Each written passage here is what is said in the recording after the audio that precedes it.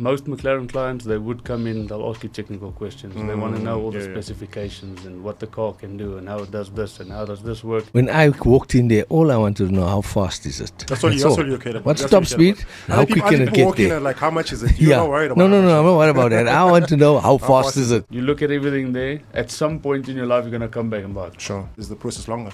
No, it's quick. You can literally walk in there in the morning. We can do everything. If it's a cash sale, then it's quick and easy. You can literally. So I just walk in with my briefcase and like, sure, yes. But it's not like a stand up. I talk to you. I want a car. What is the store? No, it's all really like we're sitting around this table here. It works out to being something like that. And eventually, you walk out of the car.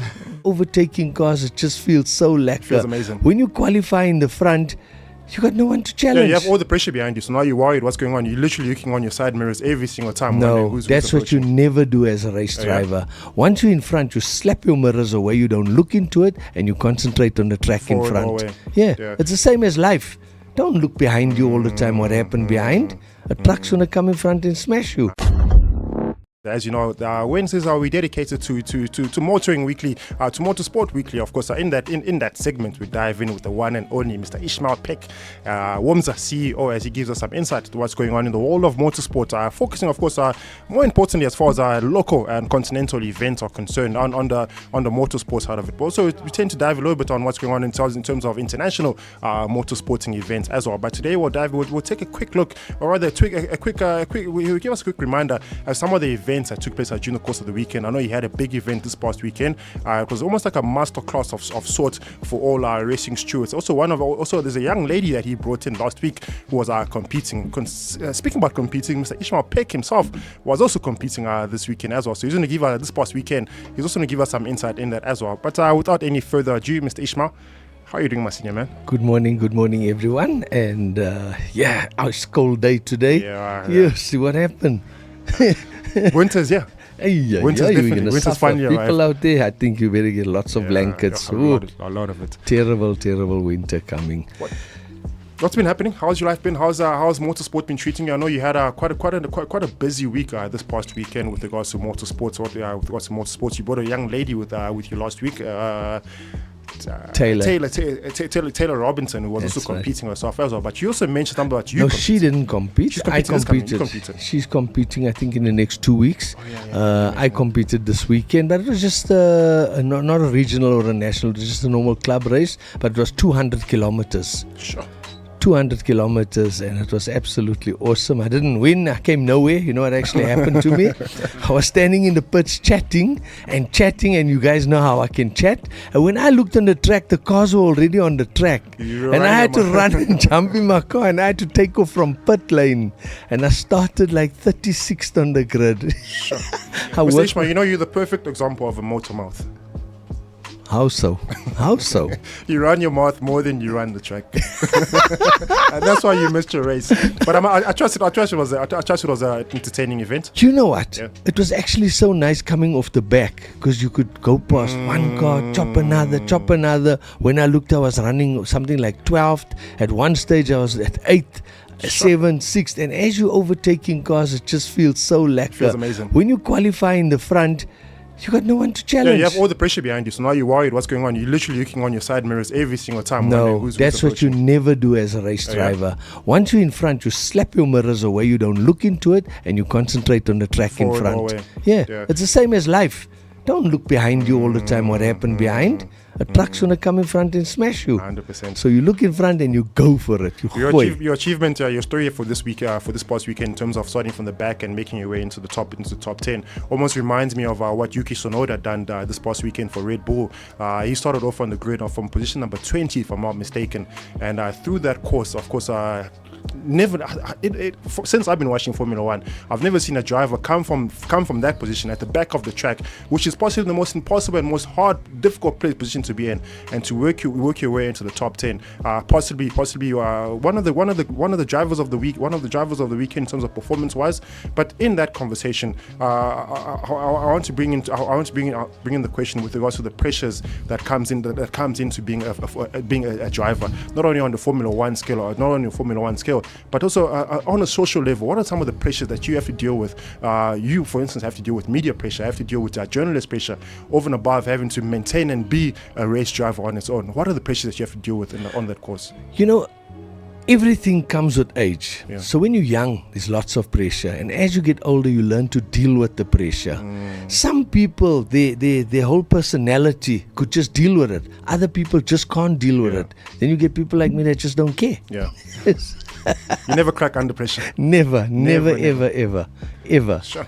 So, when you're in a race car, I always keep telling myself, I'm here to enjoy it. A lot of people are there to win, but they forget about enjoying what they're doing. And it's so important to enjoy even work. Yeah. If you enjoy what you're doing, you're going to do a good job of it. 100%. So everything is about just having fun and enjoying things and treating yourself good. Yeah. Speaking about treating yourself good, last week you treated us to first sight of what a McLaren vehicle looks like, and I got to step inside your McLaren vehicle. I think you had a 2024 version.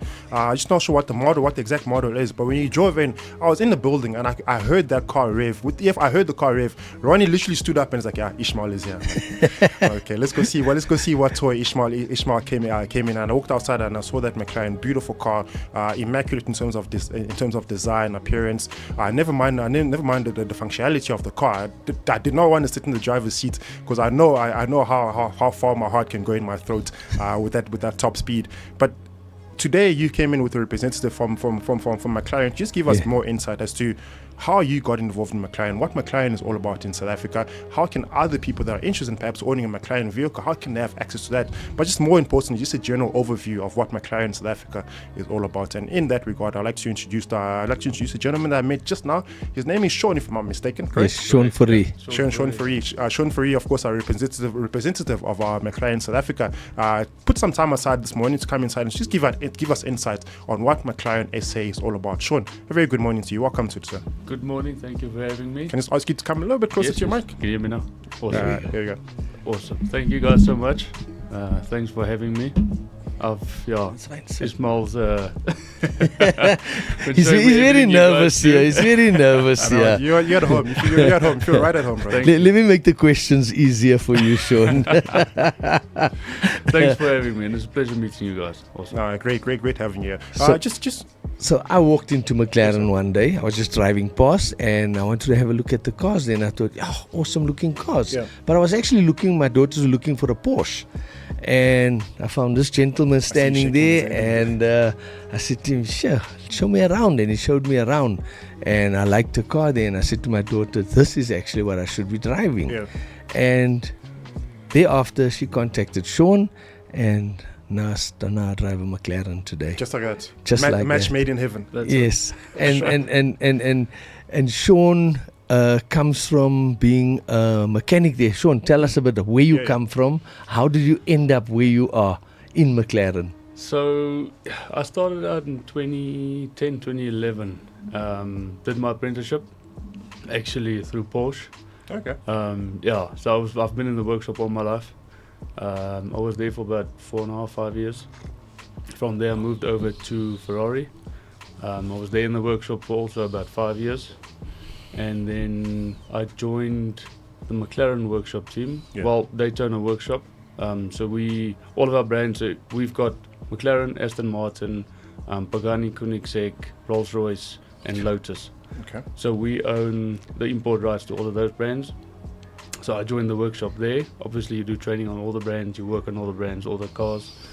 I then kind of specialized in McLaren. And then, one day me and my manager sat and we spoke about my future and what's next. And we decided let's give sales a go. So about July last year, I joined the sales team. I've only been doing the whole sales side of things since July. Yeah, but I mean, you're in the sales side of it. Yes. I'm assuming it's a little bit easier based on your historic knowledge in the industry. Yes. Transitioning to a salesperson. Now you're speaking to clients that are asking you questions about vehicles, and you're literally popping answers off the top of your head because you're coming from a mechanical background. You literally don't have to go through into a booklet. How important was it for you to have that historical background, historical knowledge, shifting over to the sales side where you have to deal with the customer face to face? It helped a lot. It really does. It gives you a little bit of an advantage where you, like you say, you don't have to go study through a book or this or that, because I've been doing it for so long. And it helps with, like most McLaren clients, they would come in, they'll ask you technical questions. They want to know all the specifications and what the car can do and how it does this and how does this work, and you know all of those stuff from the workshop side of things. So it's been helping a lot. And it's been great. In sales, it's been really great. It's a great opportunity. You meet a lot of great people, like old Ismail over here. But it's been great so far. When I walked in there, all I wanted to know, how fast is it? That's all you care about. What's top speed? How quick can it get there? Like, how much is it? You're not worried about No, I'm not worried about that. I want to know how fast is it? Yeah. How fast will it do it on a quarter mile? And how fast will it be at top speed? That's all I want to know. But Sean, it must be easy for you, because like me in the motorsport, people can ask me any sector of motorsport within South Africa, and I almost know everyone and I almost know every car. So it becomes easy for me to talk. Yes. So for you actually took an easy way now, being a mechanic and then getting to sales, and now you know what you're talking about. Yeah. Actually, most salesmen, I think, they just talk anything that they want to talk to satisfy people. 100%. So the thing, and I'll bring it back into perspective with regards to our retail stores as well. You know, if you walk into a retail store and you speak to one of our stylists, there's almost an inkling of knowledge that the person is not just speaking off the top of their thumb. They're not just thumb sucking information. Yeah. It's something that they are passionate about, and that's where it spines off from. You need to be passionate about the work that you do, and that's why you spoke about just a short while ago. You need to be passionate about your work. If you're not passionate about it, we can see in your outputs. Yeah. And of course, based on the interaction that you guys are having right now, I can see there's a huge amount of passion that you have for what you do, Sean. Now, in that respect, there's a lot of youngsters that are now listening and thinking, there's about a 35% unemployment rate in South Africa. What door do I go knock on right now? I can't be a doctor, I can't be an engineer, I can't be there's certain jobs that I can't do that are common jobs in the country. And now here you are in a sales environment. I don't ask you the question, how easy is it to be in a sales environment as far as our car retail is concerned, but how important is it for you to have the knowledge that will equip you to be sustainable in the sales in industry as far as our cars go?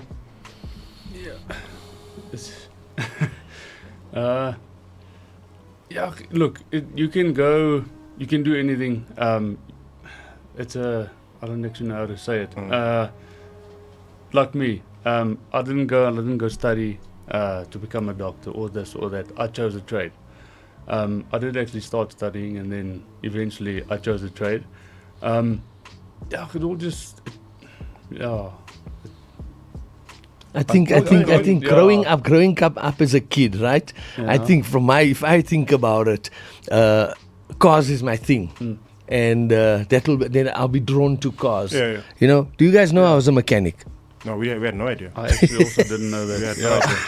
I was a mechanic. I was a gearbox builder. Okay. Sure. I was a gearbox specialist. Yeah. And I became an engine builder. And But there's a lot of, you can easily do a trade. Like if you look at companies like VW, Toyota, all of those things, it's easy to walk in there after school or whatever, get a trade. They'll put you through an apprenticeship. It won't cost you anything to do it. Sure. They will pay to get you through the whole internship. It takes about between 2 and 4 years, depending on where you do it. So you can earn a salary while doing it. And you can do what you love. If you love cars. But Sean, like I think Roberto's question was a big question. Let's make it a small question. If a youngster, what age could he be to come out to you guys and say, I'm looking for a job, I'm interested in doing this? Or what should he have as a background to start getting a job as an apprenticeship at a place like McLaren, Porsche anyway? So at Porsche, they normally take guys straight out of school, like we all did. But if you look at a company like us at Daytona, we don't have too many apprentices. It's not something we offer. I think we've done it once, a couple of years back. That guys are still working in the workshop. Ferrari likes doing that as well. They take a guy straight out of school, give you like an internship basically. So you go there for a couple of months with nothing on your name, straight out of school. Be there for a couple of months, see if it's something you like. They'll put you in maybe a sales position, or not sales, you'll be like a sales assistant or assistant to one of the managers, or you'll be an assistant in the workshop. Then you can see where you fit in, what you like doing, and then take it from there.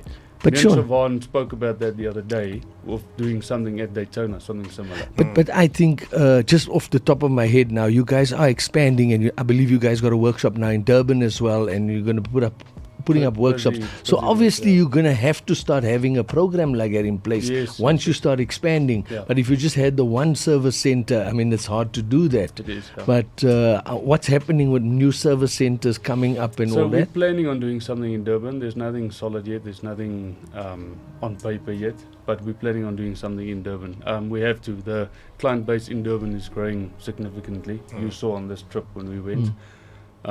There's a lot of customers there, and the problem is people don't want to buy cars if there's no backup. Yeah.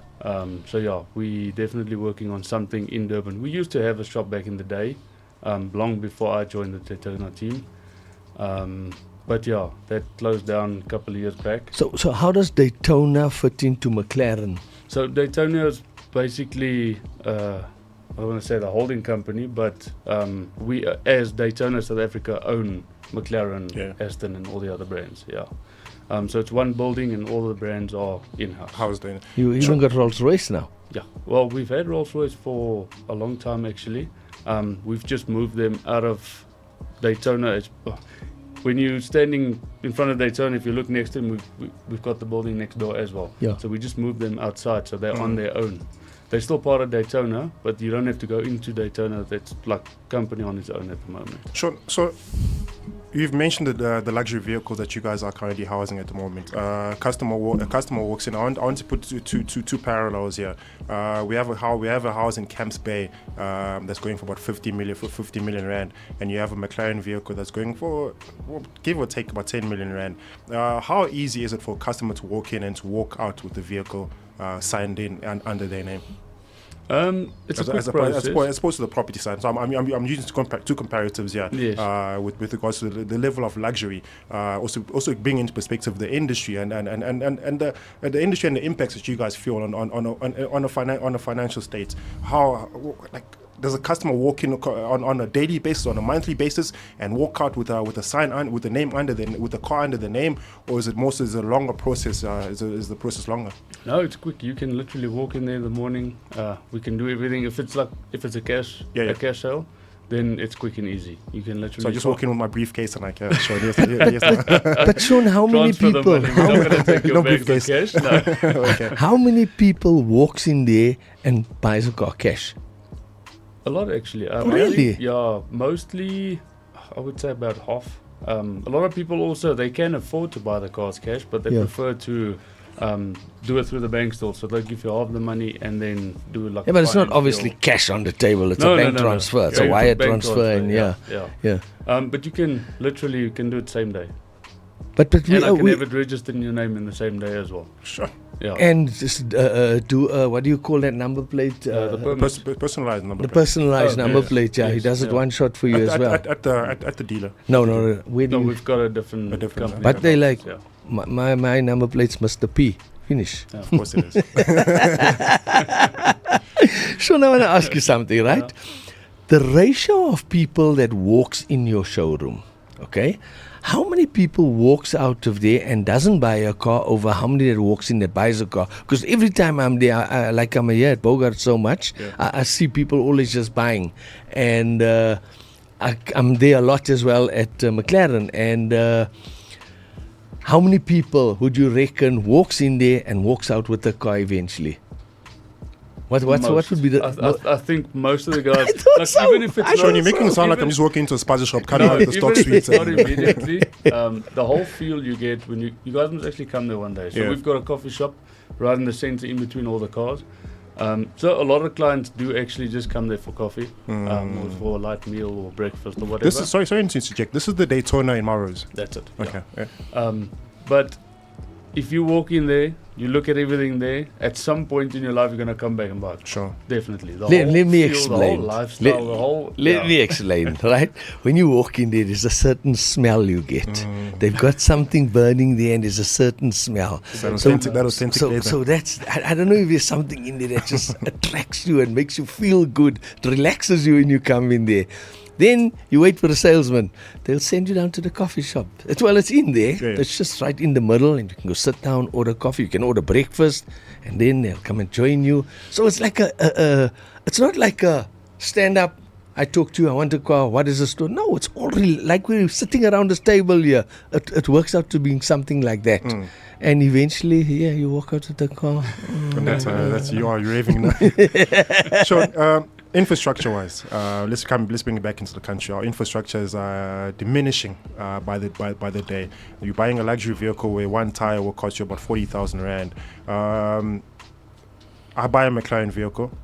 I leave your dealership, driving down Melrose up on College Drive. There's a big pothole, and my tire gets right into that pothole. Tire cracked, rims cracked. What do you guys do in terms of after service with the sales? So we'll send you either one of the techs from downstairs, or I can come help you as well. Just up the road, yeah. They actually send out a rollback immediately, because my car didn't need a rollback. When I just saw a light coming on of a tire or whatever, and I found him and he said to leave it there, and they sent a rollback and they fixed it and they sorted it out. That's what happens. But in if South it's something Africa, small, like if we've got a spare wheel, Yeah. that'll fit the car. The only problem is, normally if we've got a different rim for the car, or spare wheel or backup wheel, it's not going to look the same. So you don't want someone driving around with different rims on his car. Sure. So we'll send the truck, get it back to the workshop, get it sorted, get it back to you. Turnaround time? If it's just a wheel, same day. Same day. Yeah. Sure. but driving in South Africa, when you drive a supercar, you have to learn how to drive it. Your first focus is on the road, on the tarmac in front of you. course. You have to look, and this is genuine, eh? When I drive, I look at the road all the time. I glance up and I look at the road. Where's the potholes? Seriously, and that's genuine. Such an extreme sport for just a normal driver. You know. Sure. Now looking at future plans for Daytona, of course, you've mentioned some of the you've mentioned some of the key partners or cars that you have within the housing company. But looking at about 5-10 year plan for Daytona in South Africa, we know of course our economy is up and down on a regular basis. But you guys being a luxury brand in a country that is thriving for development, what are the future plans looking like for you guys as Daytona? So at the moment, Joburg, we don't have. Obviously, we've done a complete new showroom and everything for Rolls-Royce.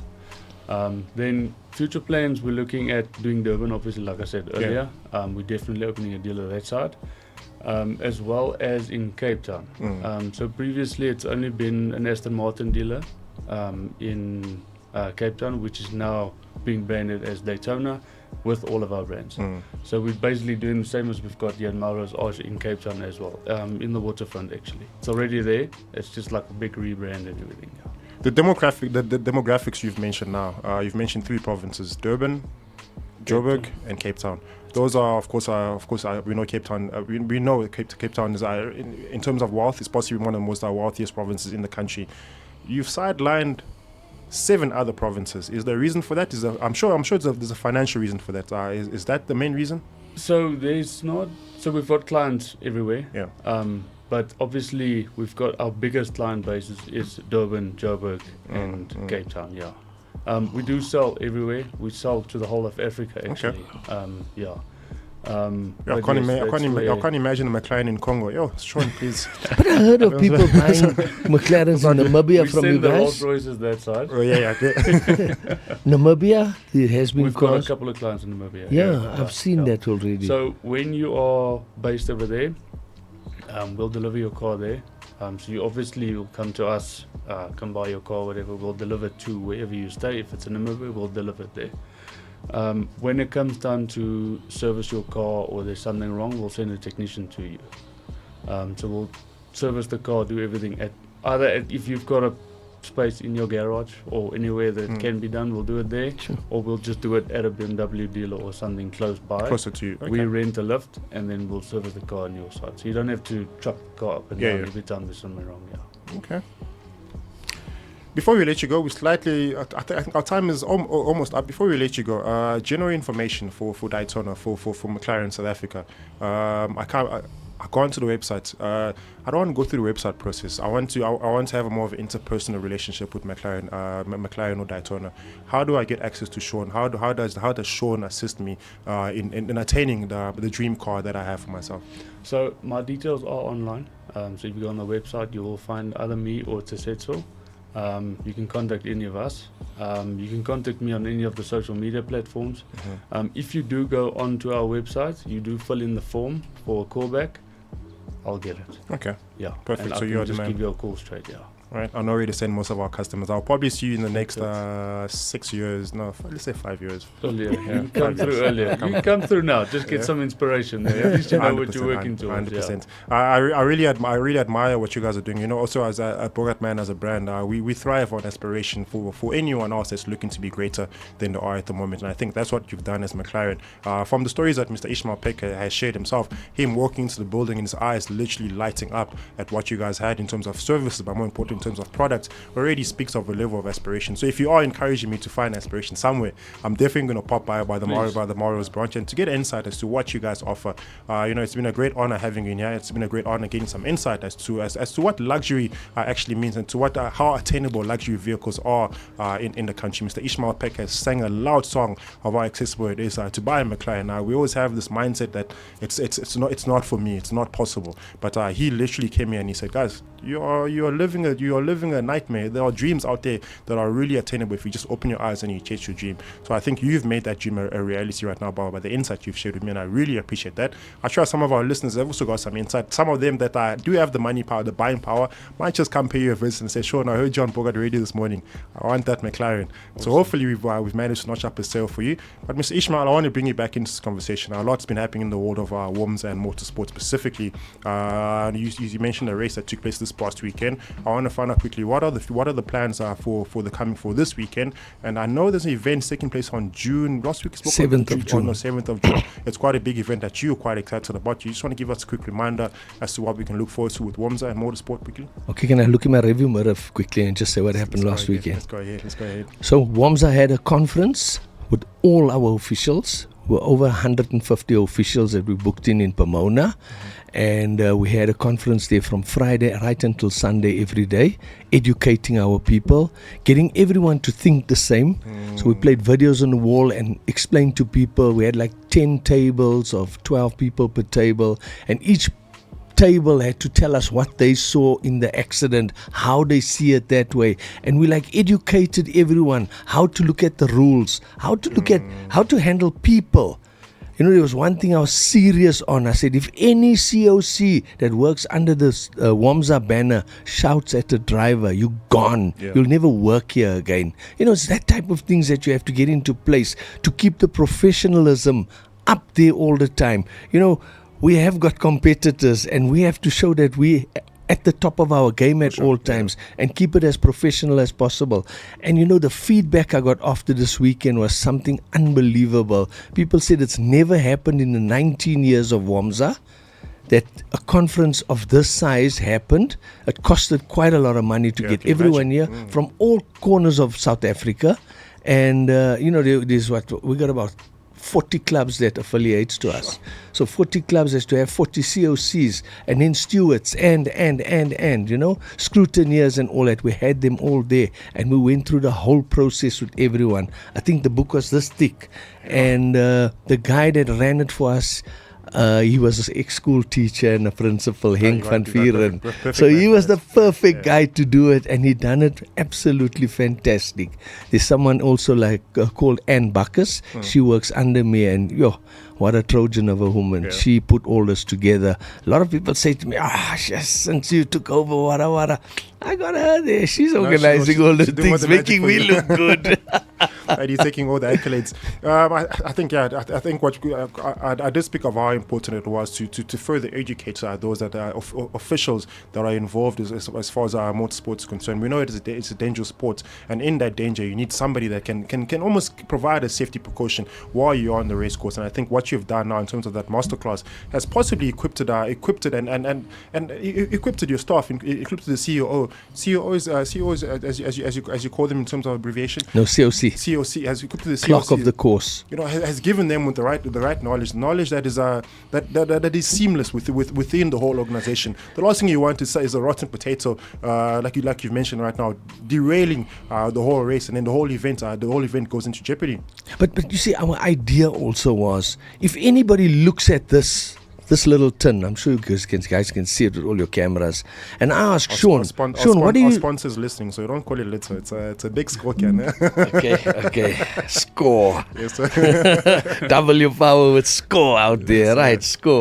Score wine gums. If I ask Sean, what does he see on score? Like I saw it as a tin, sure. You saw it as score. Sean's going to see it as something else. So we had to take everyone and let them all see our rules as only score. Yes, sir. You understand? Got you, yeah. So it's trying to get everyone's brain waves on the same level to be able to see the same thing. It's very difficult, but educating people will always help them get to that. And I think that was the most powerful thing score could even help us here for me to explain. Definitely still scoring with that. Heading over to this weekend, what can we look forward to? This weekend, not too much on. Not too much. I know there's a away race in Klerksdorp that's on the oval. There's no long circuit races that I know of. There's a race in Richards Bay as well, just a club event, nothing huge. And one in Mega Oval, that's in Worcester. Yeah. Worcester's on the dirt. I need to take you guys to the dirt and get you guys all dirty down there. But you guys still need to go to the track with me. I think we're coming with you on the 5th of June, 6th of June. I hope so. But I want to take you guys on an open day there where I can take you guys all in a car around the circuit. For real? Yeah, 100%. Okay. 100%. Let's consider it done. I wanted to ask you something quickly. I know I saw somewhere on the website there's an East Rand Mall motoring show. There's an East Rand motoring show coming. I'm not sure if you're aware of that. East Rand Motor? No, I don't. There's something in the East Rand about a motoring show, but of course I'll share with you more insight in that and see if you have any insight, if it's even a legit motoring show.